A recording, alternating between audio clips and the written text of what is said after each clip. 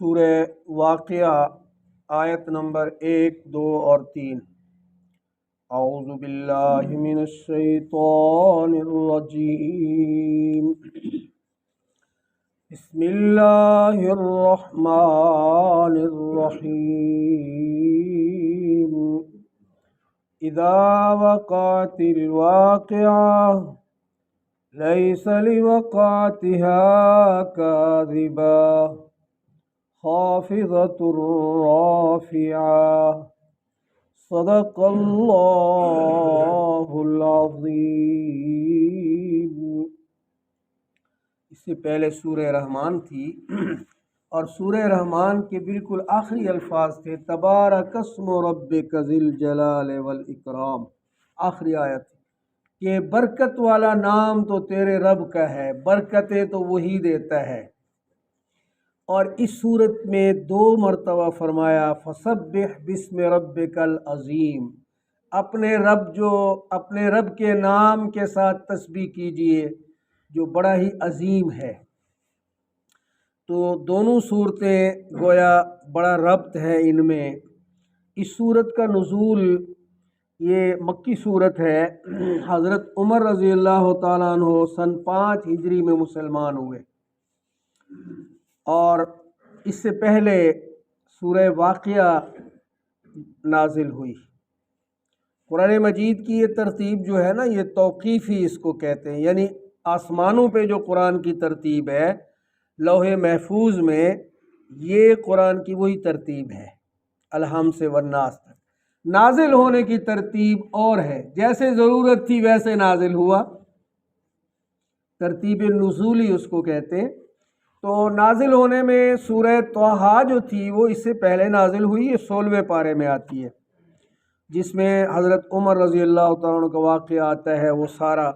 اور پھر جب انہوں نے گھر میں گئے اور بہن کو مارا، قرآن پڑھ رہی تھی، قرآن کو چھپا دیا اور وہ ان کے سر پہ چوٹ لگی تو خون آنے لگا، تو وہ کہنے لگی عمر ہمیں اس لیے مارا جاتا ہے کہ ہم ایک اللہ کو مانتے ہیں۔ اور ان کے بڑے جاندار الفاظ تھے کہ تو کفر پہ اتنا پکا ہے، جس ماں کا دودھ تو نے پیا ہے تو میں نے بھی تو اسی کا پیا ہے۔ فاطمہ نام تھی اس کی۔ حضرت ختیجہ رضی اللہ تعالی عنہا کی دعوت پہ مسلمان ہوئی تھی۔ تو حضرت عمر کو بڑی چوٹ لگی، اور رسول اللہ صلی اللہ علیہ وسلم نے ایک دن پہلے اس کے لیے دعا بھی فرمائی تھی، تو فرمایا وہ مجھے دکھاؤ تو صحیح نا۔ تو آپ کی بہن نے کہا آپ مشرک ہیں، کافر ہیں، آپ اس کو ہاتھ نہیں لگا سکتے۔ اسی صورت میں وہ آیت ہے، آیت نمبر 79 جو ہے لا یمسہ الا المطہرون، اس کو بغیر پاکیزگی کے کوئی ہاتھ نہیں لگا سکتا۔ قرآن کو یہ اللہ کا حکم ہے اسی صورت میں۔ اس سے پتہ چلتا ہے کہ اس سے پہلے سورہ طٰہٰ نازل ہوئی تھی، پھر یہ صورت نازل ہوئی، جس کی وجہ سے ان کو بہن نے کہا کہ آپ پاک نہیں ہیں، آپ ناپاک ہیں، تو آپ پہلے اپنے آپ کو پاک کیجئے، آپ غسل کریں۔ پھر غسل کیا انہوں نے، پھر قرآن کریم کی وہ دی صورت جو طٰہٰ تھی، تو وہ ان کے آنسو آنے لگے کہ مجھے رسول اللہ صلی اللہ علیہ وسلم کے پاس لے چلیں۔ یہ سورہ غنا بھی ہے۔ حضرت عبداللہ بن مسعود رضی اللہ تعالیٰ عنہ سے روایت ہے، رسول اللہ صلی اللہ علیہ وسلم نے فرمایا جو بندہ اس سورت کو پڑھتا ہے نا، رات کو مغرب کے بعد پڑھ لے، عشاء کے بعد، اس پہ کبھی فاقہ نہیں آئے گا۔ حضرت انس رضی اللہ تعالیٰ عنہ سے بھی یہ روایت ہے۔ اور مشہور واقعہ بھی ہے کہ حضرت عثمان غنی رضی اللہ تعالیٰ عنہ جب خلیفہ تھے نا، تو یہ اس وقت حضرت عبداللہ بن مسعود رضی اللہ تعالیٰ عنہ بیمار تھے بہت زیادہ، گویا آخری وقت تھا، تو یہ ان کے پاس آئے۔ حضرت عثمان غنی امیر المومنین تھے، خلیفہ تھے، اور اس سے پھر پوچھا بھئی کیا حال ہے۔ ان کا بڑا مکالمہ، آپس میں بات چیت، قرآن نے ذکر، حدیث میں ذکر ہے، سیرت میں۔ تو آپ کو کیا بیماری ہے؟ اس نے کہا ذنوبی، میرے گناہوں کی مجھے فکر ہے۔ اچھا، تو پھر کسی حکیم اور ڈاکٹر کو بلاتے ہیں، کہتے ہیں حکیم نے تو بیمار کیا ہے، اللہ کی طرف اشارہ تھا۔ پھر فرمایا کہ میں آپ کے لیے کچھ عطیہ لایا ہوں، تحفہ۔ اس نے کہا نہیں مجھے تو اب ضرورت نہیں ہے، میں تو ویسے بھی دنیا سے جانے والا ہوں، مجھے کیا ضرورت ہے پیسوں کی۔ درہم اور دنانیر کی، مجھے کوئی ضرورت نہیں ہے۔ کہا قبول کر لیں، فرمایا میں جانے والا ہوں، بس نہ کھانا پینا، جو کچھ تھا کر لیا۔ اچھا اپنی بیٹیوں کو دے دینا۔ ان کا بیٹا نہیں تھا، بیٹیاں تھیں۔ عبداللہ بن مسعود رضی اللہ تعالیٰ عنہ بڑے جاندار شاندار صحابی ہیں۔ فرمایا نہیں، ان کو ضرورت نہیں ہے، میں نے ان کو سورہ واقعہ سکھا دی ہے، اور وہ سورہ واقعہ پڑھتے ہیں تو وہ تو غنی ہے، ان کو ضرورت ہی نہیں ہے میری بیٹیوں کو، وہ روزانہ پڑھتے ہیں رات کو۔ اور عبداللہ بن مسعود رضی اللہ تعالیٰ عنہ کی روایت میں یہ بھی ہے، علموا اولادکم، اپنی اولاد کو یہ سورت سکھاؤ۔ ایک روایت میں ہے کہ اپنی عورتوں کو مستورات کو سکھاؤ، یہ سورت یاد کراؤ ان کو، یہ سورت وہ رات کو پڑھا کریں۔ ہمارے ہاں تو اللہ معاف فرما دے، پہلے بڑے بزرگوں میں یہ چیز ہوتی تھی، اکثر لوگوں کو سورہ واقعہ، سورہ تبارک الذی، سورہ یاسین یاد ہوتی، آج کل بہت مشکل ہے، اللہ ہمیں توفیق دے۔ قرآن کہتا ہے اذا وقعت الواقعہ، اور یہ جب صورت مکہ میں نازل ہوئی تو اس وقت بڑی بحثیں جو چل رہی تھی نا، میں نے بتایا کہ سن 5 ہجری سے پہلے نازل ہو گئی، کیونکہ 5 ہجری میں حضرت عمر رضی اللہ تعالیٰ عنہ مسلمان ہوئے، تو بحث جو چلتی تھی وہ قیامت کے بارے میں۔ اس میں پہلے رکوع میں اللہ نے فرمایا 3 ہی قسم کے لوگ ہوں گے، ایک جو سابقون الاولون، سب سے زیادہ سبقت کرنے والے، اور دوسرے اصحاب الیمین، جن کو دائیں ہاتھ میں اعمال نامہ ملے گا، اور تیسرے جو بدبخت ہیں اور زیادہ ہیں وہ بائیں ہاتھ میں ان کو نامہ اعمال ملے گا۔ تو قرآن مجید نے اس وقت بحث یہ قیامت کی، قرآن کی صداقت کی۔ قرآن کی صداقت سے مراد رسول اللہ صلی اللہ علیہ وسلم کی رسالت بھی ہے، کیونکہ آپ پر قرآن اترا ہے، یہ بحث تھی۔ اور یعنی قیامت، قرآن کی صداقت، یہ بحثیں زیادہ چلتی تھی، رسول اللہ صلی اللہ علیہ وسلم کی رسالت، تو اس لیے اس صورت میں بھی زیادہ تر قیامت کا تذکرہ ہے۔